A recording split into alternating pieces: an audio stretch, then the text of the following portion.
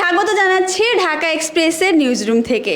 আপনাদের সাথে আছি আমি ঈশা। আজকের এই পর্বে আমরা কথা বলবো খেলাধুলা নিয়ে। তার আগে চলুন জানিয়ে দেই আজকের কিছু গুরুত্বপূর্ণ খবরের শিরোনাম। মেসির বিখ্যাত 10 নম্বর জার্সি পেতে চলেছেন লামিনে ইয়ামাল। তার সঙ্গে চুক্তি নবায়নের কাজ শুরু করেছে বার্সা। রিয়াল মাদ্রিদ ছাড়ার ঘোষণা দিয়েছেন ক্রোয়েশিয়ান মিডফিল্ডার লুকা মদ্রিচ। আরব আমিরাতের বিপক্ষে পরাজয়কে জীবনের অংশ বলে উল্লেখ করেছেন অধিনায়ক লিটন দাস। চলুন এ প্রসঙ্গে আজ কথা বলবো ঢাকা এক্সপ্রেসের নিউজ রুম এডিটর সোহান আল রাজির সঙ্গে, যিনি আপনাদের প্রতিনিয়ত খেলাধুলার খবর দিয়ে থাকেন। মেসির বিখ্যাত 10 নম্বর জার্সি পেতে চলেছেন বার্সা সেনসেশন লামিনে ইয়ামাল। তার সঙ্গে চুক্তি নবায়নের কাজও শুরু করেছে বার্সা।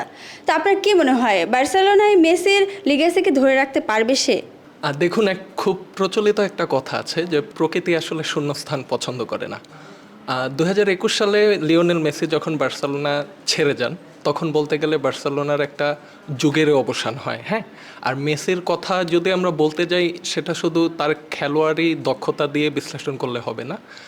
মেসির বার্সেলোনার সময়টা এবং মেসির বার্সেলোনা থেকে চলে যাওয়া, এটা হচ্ছে বার্সেলোনার জন্য বলতে গেলে একটা যুগের অবসান। তো মেসির বার্সেলোনা ত্যাগের পর বার্সেলোনার অনেক প্লেয়ারই আমরা দেখেছি যে এসেছে এবং ক্লাব ছেড়ে গিয়েছে। সত্যি করে বলতে গেলে যে ওরকমভাবে সেন্সেশন হয়ে কাউকে ওইভাবে উঠতে দেখিনি আমরা। আপনারা সম্ভবত জানেন বিষয়টা যে বার্সেলোনায় অনেক বিখ্যাত প্লেয়ার, অনেক গ্রেট প্লেয়ার, অনেক কিংবদন্তি বার্সেলোনা যুগে যুগে তৈরি করেছে। তবে এর মধ্যে অধিকাংশই কিন্তু বার্সার যে ইউথ একাডেমি, যেটাকে লা মেসিয়া বলে, সেখান থেকে উঠে আসা। আমরা বলতে পারি যে মেসির সময়ে যে তার সাথে যে মিডফিল্ডে রাজত্ব করেছে আন্দ্রেস ইনিয়েস্তা কিংবা জাভি এবং লিওনেল মেসি নিজে, তারা সবাই কিন্তু লা মেসিয়া থেকে উঠে আসা। তো বর্তমানে আমরা দেখছি যে লামিন ইয়ামাল বর্তমানে হচ্ছে বার্সেলোনার একজন নতুন সেন্সেশন হিসেবে আবির্ভূত হয়েছে। তার বয়সও কম, এই জুলাইয়ে সম্ভবত 18 বছর বয়সে পা দিতে যাচ্ছে সে, এবং হচ্ছে নিজের ড্রিবলিং দক্ষতা, নিজের সৃজনশীলতা, দূরপাল্লার শটে গোল স্কোর করা, সব কিছু মিলিয়ে সে নিজেকে মোটামুটি একজন স্টার হিসাবে প্রতিষ্ঠিত করে ফেলেছে। এবং চলতি মৌসুমে কিন্তু বার্সেলোনা ট্রেবল জয় করেছে, লা লিগা, তারপরে হচ্ছে Spanish super cup, Copa del রে, 3টা ট্রফি জিতেছে। এবং কিন্তু আমরা দেখতে পাচ্ছি যে চ্যাম্পিয়ন্স লিগের সেমিফাইনাল পর্যন্ত তারা গিয়েছিল। এবং লামিন ইয়ামালের আসলে পারফরমেন্সও এই টুর্নামেন্টগুলোতে এবং বার্সা এতগুলো ট্রফি জেতানোর পেছনে মোটামুটি মুখ্য ভূমিকা পালন করেছে। এবং হচ্ছে আপনি যেটা বললেন যে লামিন ইয়ামাল হচ্ছে নেক্সট মৌসুমে লিওনেল মেসির বিখ্যাত 10 নম্বর জার্সিটা পেতে চলেছে, যেটা কিছুদিন আগ পর্যন্ত আনসু ফাতির অধীনে ছিল। কিন্তু সে আসলে যেহেতু চোটপ্রবণ খেলোয়াড় ছিল, ওই প্রত্যাশাটা হয়তো বা পূরণ করতে পারেনি। এখন লামিন ইয়ামাল মেসির লিগেসি পূরণ করতে পারবে কিনা, এটা আসলে টু আর্লি টু সে। যেহেতু মাত্র 18 বছর বয়স, এখনও হচ্ছে ক্যারিয়ারের শুরুর পর্যায়ে আছে। লিওনেল মেসি কিন্তু একদিনে তৈরি হয়নি। হ্যাঁ, লিওনেল মেসি হচ্ছে লা মেসিয়া থেকে উঠে এসে লিওনেল মেসি হয়ে ওঠা জার্নিটা কিন্তু অনেক বড় ছিল। তো লামিন ইয়ামাল নেক্সট মেসি হয়ে উঠবে কিনা আমরা আশা রাখতে পারি। সে হচ্ছে নতুন ইয়াং জেনারেশনের বর্তমানে অবশ্যই একজন সেন্সেশন অলরেডি হয়ে উঠেছেন। তবে মেসি হয়ে উঠবেন কিনা এটা আসলে সময়ই বলে দেবে। আর চুক্তি রিনিউ করার যে বিষয়টা বললেন, লামিন ইয়ামালের চুক্তি কিন্তু এখনও পর্যন্ত 2026 পর্যন্ত আছে বার্সেলোনার সঙ্গে। বাট এই মৌসুমে তার দুর্দান্ত পারফরমেন্সের পর বার্সেলোনা কিন্তু চাচ্ছে যে এখনই তার সঙ্গে এই চুক্তিটা নবায়ন করতে। এবং স্প্যানিশ গণমাধ্যমের তথ্য মতে যদি লামিন ইয়ামাল এই চুক্তিটা নবায়ন করে, তবে লামিন ইয়ামাল হবে বার্সার তৃতীয় সর্বোচ্চ বেতনভুক্ত খেলোয়াড়, যিনি বছরে প্রায় যে 70 থেকে 80 লাখ ইউরো, বা আমি যদি এটাকে টাকায় কনভার্ট করি, প্রায় হচ্ছে বাৎসরিক 110 কোটি টাকা তিনি পেয়ে থাকবেন। দীর্ঘ 13 বছর কাটানোর পর ক্লাব ছাড়ার ঘোষণা দিয়েছেন রিয়াল অধিনায়ক লুকা মদ্রিচ। তার অনুপস্থিতি স্প্যানিশ ক্লাবটির মিডফিল্ডে কোনো শূন্যতা তৈরি করবে কি? দেখুন, লুকা মদ্রিচের রিয়াল মাদ্রিদের সাথে পথ চলা কিন্তু অনেক বছরের, প্রায় 13 বছরের দীর্ঘ ক্যারিয়ার তার রিয়াল মাদ্রিদে। 2012 সালে টটনহ্যাম হটস্পার থেকে সে রিয়াল মাদ্রিদে যোগ দিয়েছিল এবং দলটির হয়ে সে প্রায় 590টি ম্যাচ খেলে ফেলেছে। এবং এই দীর্ঘ ক্যারিয়ারে সে রিয়ালের হয়ে 6টি চ্যাম্পিয়ন্স লিগ, 4টি লা লিগা সহ প্রায় 28টি ট্রফি জিতেছে। হ্যাঁ, এবং আমরা বলতে পারি যে হচ্ছে ড্রিমারিয়া, মেসুত ওজিল, তাদের হচ্ছে রিয়াল মাদ্রিদ ছাড়ার পর থেকে রিয়াল মাদ্রিদের মিডফিল্ডের নিউক্লিয়াস আমরা কিন্তু লুকা মডরিচকে বলতে পারি। গত কয়েক বছরে সে রিয়াল মাদ্রিদের ক্যাপ্টেনও ছিল, দলটিকে নেতৃত্ব দিয়ে এসেছে। হ্যাঁ, এত বছর এত অভিজ্ঞ একটা খেলোয়াড় এবং আরেকটা বিষয় হচ্ছে কি যে লুকা মডরিচ এমন একজন খেলোয়াড় বার্সেলোনা সমর্থকদের কাছেও কিন্তু সমান পরিমাণে জনপ্রিয় ছিল। লুকা মডরিচ রিয়াল মাদ্রিদ থেকে চলে গেলে অবশ্যই মিডফিল্ডে একটা শূন্যতা তৈরি হয়ে যেতে পারে, যেমন হচ্ছে বল পজিশন কন্ট্রোলিং থেকে শুরু করে লং রেঞ্জ পাস, এই বিষয়গুলো আসলে লুকা মডরিচ মোটামুটি হচ্ছে বর্তমান যুগে একজন হচ্ছে এক্সপার্ট ছিল। এবং পাশাপাশি হচ্ছে মেসি রোনালদোর প্রাইম টাইমে, মেসি রোনালদোর বাইরে 2018 সালে ব্যালন ডিয়ার জয়ী প্লেয়ার কিন্তু লুকা মডরিচ ছিল।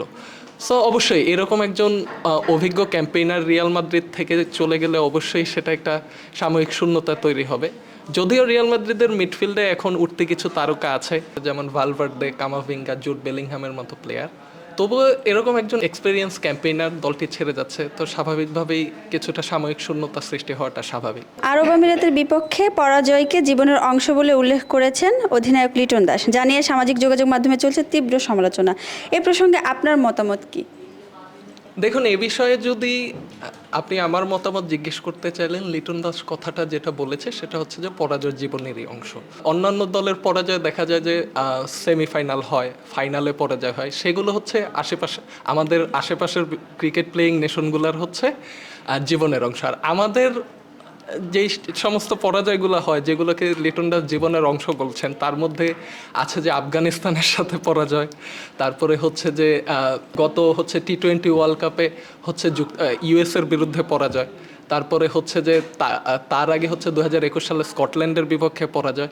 তো আমাদের আসলে জীবনের অংশগুলো খুবই হচ্ছে মর্মান্তিক অংশ এবং খুবই দুঃখজনক অধ্যায়। যেখানে আমরা অন্যান্য দেশের ক্রিকেটের দিকে যদি তাকাই, আমরা যদি ভারতের দিকে তাকাই, যে 14 বছরের একজন ক্রিকেটার বৈভব সূর্যবংশী, সে হচ্ছে আইপিএলে এসে সেঞ্চুরি করছে, আর আমাদের দেশের প্লেয়াররা হচ্ছে আরব আমিরাত সফরে গিয়ে তাদের কাছে হারতেছে। দেখুন, আরব আমিরাতের মতো দল, হংকংয়ের মতো দল, এসব দলে কিন্তু ওই দেশের নাগরিকরা খুব একটা খেলতে দেখি না আমরা। এসব দলে হচ্ছে খেলে সাধারণত যে প্রবাসীরা সেসব দেশে কাজ করতে যায় তারা।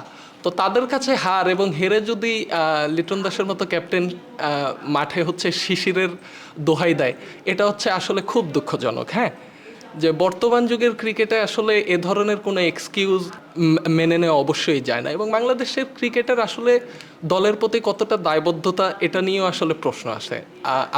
আপনারা জানেন যে আপকামিং সিরিজে বাংলাদেশ কিন্তু ম্যাচ সংখ্যা কমিয়ে এনেছে, কারণ যাতে হচ্ছে তারা বাংলাদেশে যথাসময়ে ফিরে এসে পরিবারের সঙ্গে ঈদ উদযাপন করতে পারে।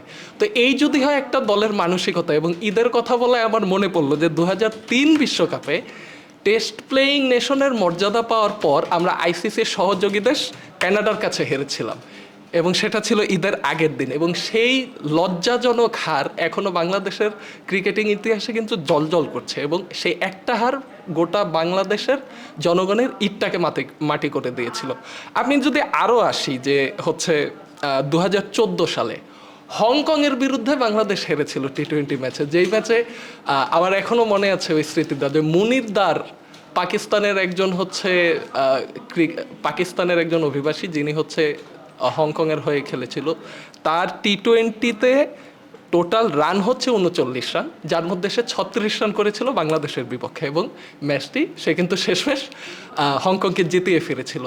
তো এই হচ্ছে কথা। আসলে আমাদের যেসব হারগুলো আমাদের জীবনের অংশ, আমরা আসলে হারের বৃত্তের মধ্যেই আটকে আছি, এবং হারটাই আসলে আমাদের জীবনের ক্রিকেটিং জীবনের অংশ হয়ে উঠেছে। আমরা আসলে গত কয়েক বছরে ওইরকম কোনো জয়ের মুহূর্ত চোখে দেখিনি। পিএসএল এবারে আসরে সুযোগ পেয়েছেন মোট 4 জন বাংলাদেশি। সাকিব আল হাসান, মেহেদী হাসান মিরাজ ও রিশাদ হোসেনরা বর্তমান টুর্নামেন্টটি খেলতে পাকিস্তানে অবস্থান করছেন। জনপ্রিয় টুর্নামেন্টটিতে বাংলাদেশিদের সুযোগকে আপনি কিভাবে দেখছেন? আসলে বর্তমান যুগ তো হচ্ছে টি-20 ক্রিকেটের যুগ। তো টি-20 ক্রিকেটের এই যুগে হচ্ছে প্লেয়ারদেরকে নিজেদের হচ্ছে স্কিল ডেভেলপ করতে বিভিন্ন ফ্রাঞ্চাইজি ক্রিকেটগুলো আসলে একটা বড় সুযোগ। হ্যাঁ, এখানে বিভিন্ন দেশের এক্সপেরিয়েন্স ক্যাম্পেইনার এবং অভিজ্ঞ ক্রিকেটাররা আসে, তাদের সাথে একই ড্রেসিং রুম শেয়ার করা, একই নেটে প্র্যাকটিস করা, এগুলো আসলে শেখার সুযোগ। এবং আইপিএলের পর পিএসএল মোটামুটি একটা প্রতিষ্ঠিত টুর্নামেন্ট, এবং এখানে হচ্ছে এবার 4 জন বাংলাদেশি খেলার সুযোগ পেয়েছে। যদিও নাহিদ রানা হচ্ছে দ্বিতীয় মেয়াদে পাকিস্তান যায়নি, এবং পাকিস্তান সফর থেকেও সে নিজের নাম প্রত্যাহার করে নিয়েছে, কিন্তু রিশাদ হোসেন, মেহেদী হাসান মিরাজ এবং সাকিব আল হাসানের মতো এক্সপিরিয়েন্স ক্যাম্পেইনার তারা পিএসএলে খেলার সুযোগ পাচ্ছে। এবং হচ্ছে গুরুত্বপূর্ণ সময়ে কিন্তু তারা দলের হয়ে ডাক পেয়েছেন। এটা অবশ্যই বাংলাদেশের ক্রিকেটের জন্য ইতিবাচক একটা দিক। আমরা দেখলাম যে মুস্তাফিজ সম্প্রতি দিল্লি ক্যাপিটালসের হয়ে ডাক পেয়েছেন এবং সে কিন্তু সেখানে ভালো পারফরমেন্স দিচ্ছেন। তো এগুলো অবশ্যই ভবিষ্যতে বাংলাদেশ ক্রিকেটের জন্য অবশ্যই একটা ইতিবাচক দিক। বাংলাদেশের ক্রিকেটাররা যত বেশি লিগ খেলার সুযোগ পাবে, যত বেশি বিভিন্ন আন্তর্জাতিক দলের বিভিন্ন অভিজ্ঞ ক্রিকেটারদের সাথে মেশার সুযোগ পাবে, শেখার সুযোগ পাবে, ড্রেসিং রুম শেয়ার করার সুযোগ পাবে, ততই এটা বাংলাদেশের ক্রিকেটের জন্য মঙ্গল। দর্শক, এই ছিল আজকের সবশেষ খবর নিয়ে ঢাকা এক্সপ্রেসের নিউজ রুম পর্যালোচনা। আজ তাহলে এখানেই শেষ করছি। পরবর্তীতে আবারও আপনাদের সামনে হাজির হব নতুন কোনো টপিক নিয়ে। ততক্ষণ পর্যন্ত সবাই ভালো থাকবেন, ঢাকা এক্সপ্রেসের সাথেই থাকবেন।